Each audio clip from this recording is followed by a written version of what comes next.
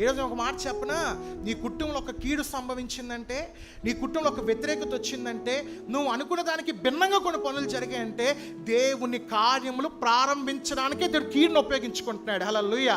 దేవుడు అద్భుతములు చేయడానికి, దేవుడు ఆశ్చర్యకార్యములు చేయడానికి, దేవుడు మహిమా కార్యములు చేయడానికి కీడును ఉపయోగించుకుని ప్రభు దాన్ని మేలుగా మార్చబోతున్నాడు. కనుక ఆ నమ్మదగిన దేవునిపై మనం ఎలా ఉండాలంటే, ఇక్కడ నుంచి నమ్మకం కలిగి ఉండాలి.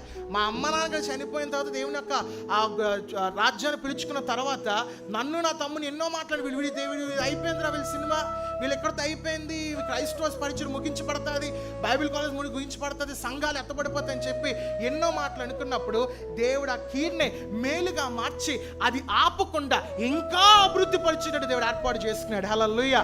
నా దేవుడు నమ్మదగిన దేవుడు. హల్లెలూయా. ఆయన నమ్ముకుంటే, ఆయనను విశ్వసిస్తే, ఆయనపై ఆధారపడితే కన్నీళ్ళు ఇప్పుడు నువ్వు కార్చొచ్చు, కానీ రేపటి దిన నా కన్నీళ్ళు ఆనంద బాష్పాలుగా ప్రభు మార్చేస్తాడు. హల్లెలూయా. He is a faithful God.